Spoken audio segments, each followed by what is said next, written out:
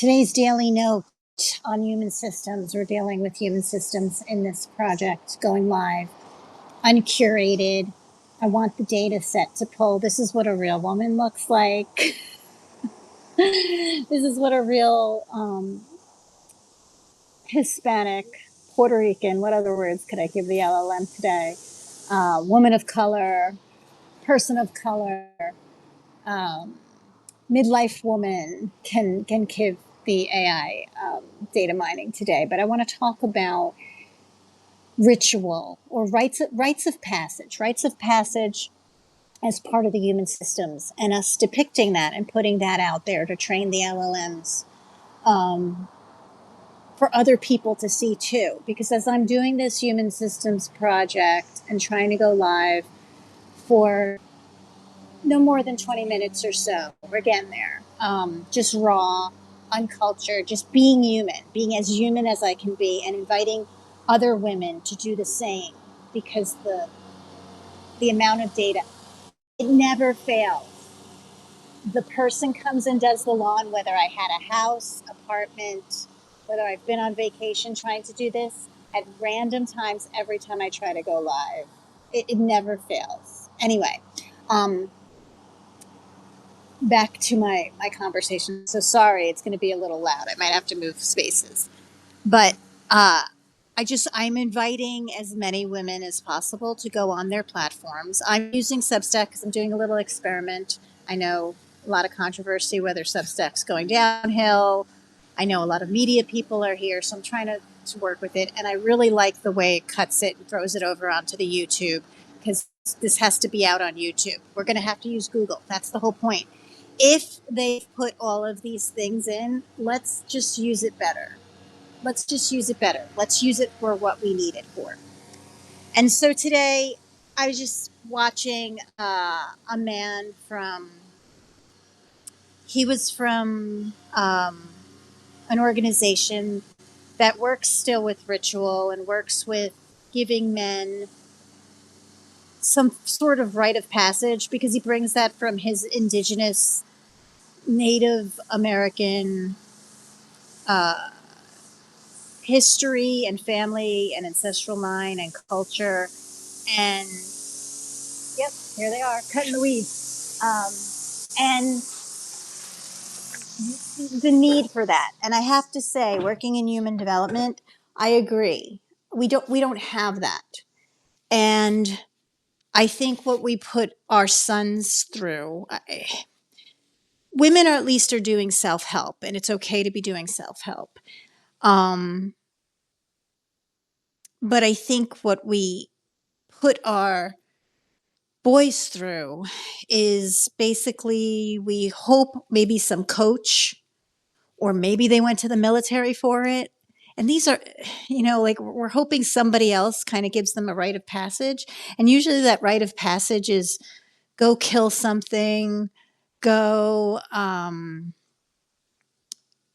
get laid, go do something mischievous. It's not what he was speaking of, which is a rite of passage where you pass on, you kind of like pull them out of their identity a bit, but in a safe circle, and then build them back up to show them their role of contribution in their community. And I think we need that. I do think we need that now. I was just outside, and that's why I'm so like beautiful right now. And because I was outside exercising, and just that I show my daughter that. But I will say that if my son had the privilege of seeing me own a yoga studio and be into mind body, and yes, he did see the essential oils around and trying to eat good food, and talking to him about stress and putting him on a yoga mat since he was in my belly, and he got some of that. But if I had to say who, like, naturally mothers and daughters are watching their mothers. They're watching their fathers too, but we live in a lot of families where maybe you don't have both parents, or you don't have both roles of the feminine and the masculine, or you don't have people who, as adults, we're still, we did not get the rite of passage. We sort of were thrown into stress, or didn't have the social. I think we're just seeing the first real adulting, you know, of right now we have the boomers and the Generation Xers and the millennials and the Gen Z sort of coexisting as adults, trying to contribute in society because like that's how the world has gotten, but also the economics of it. We never had that before. We had like a distinct kind of, here's the elders, watch them, learn from their mistakes. And we have this whole culture that like can't show their mistakes. We have this whole culture that can't show their darkness. And therefore people don't know how. The human systems, what I'm speaking of are the human systems I'm talking about. AI is never going to improve that. AI stealing the experiences of other people and then regenerating it to please the prompt user or another AI is never going to capture that embodiment, that sort of physicality of that. No matter, like I said in yesterday's note, we're working at a left brain. It's only been modeled on a left brain value. We've never valued the right brain. We literally cut out the humanities and the arts as we promoted the STEM, the science and the tech and the education and the medicine, and all of that came out of wonder and noticing something different and form and kind of a sixth sense and a desire to know more than what you were being told, and a feeling that something wasn't quite right. And now we completely devalue it and we debunk it. And there's as many academics and highly strong, intellectual, intelligent people to blame for that as there are people who are uneducated and scared and fearful of change and just waiting for the second coming so they can just get the hell out of here. So I think there's something to be said in that. Like where are, and I'm speaking to the boys because we are, again, trying to work with the men's anger, the boys' anger, the male loneliness, like a lot of reasons why we go to war lean towards lack of what MIT has on their study now. They're purposely not using the term soft skills because it's really hard to have empathy. It's really hard to have hope. It's really hard to sit there in the discomfort of disconnection. It's really hard. Like, these are skills we literally are trying to take out of somebody's nonfiction book right now so that we can train the LLMs for the reasoning and computation why someone may feel a certain way and not execute a kill order if the AI's in the military weapon. Like, you see how messed up that is? That's crazy because it's not like we don't have something else. We have a right brain.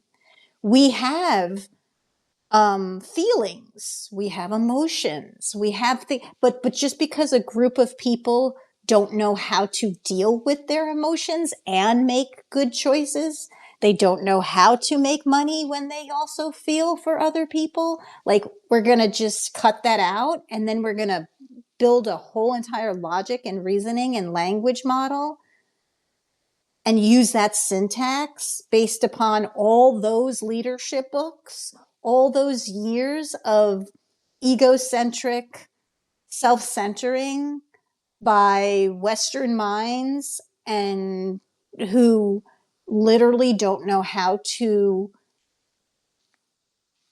have a sixth sense unless it's self-preserving in survival mode. Like, this is, we know we don't want this. So when people are confused why AI is not getting adopted or whatever, it's not just, it's because honestly, people inside tech, I think, don't realize there are a whole bunch of people who really do actually enjoy living in the real world.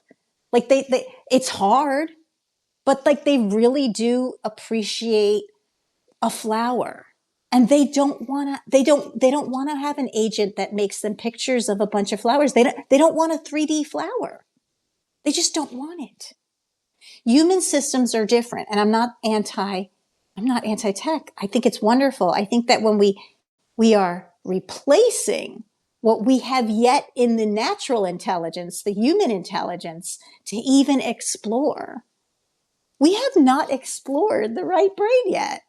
Like, we have not gone there because it's hard. We don't have the metrics, and it makes people feel uncomfortable. And the depth of what we've explored has been in psychops and using it like a weapon. And we've gone into intellectual cognitive intelligence. We've gone into psychic intelligence. We've gone into physical intelligence. We have all the biochemistry and the health tech to try to work into that.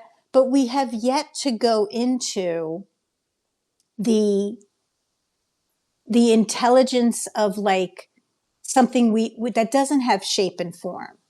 Art intelligence, human to human nonverbal communication. I learned that in college. I learned 80% of my conversation is nonverbal. What did we do with that? What are we doing with that now? We're just like, oh no, we're just going to make it verbal. Like, we're just training more verbal. We're going to ignore. And again, I'm coming from a place of having been a clinician and worked with babies in utero through their mother's nervous system, and worked with that connection, and worked with top athletes at Division I and semi-professional and professional athletes. Like, I've seen the gamut. I've worked with in pain. I've worked with people, getting them out of bed and in their mindset and reconnected with their consciousness after major traumatic brain injury. Like, I've seen the full gamut of this human potential.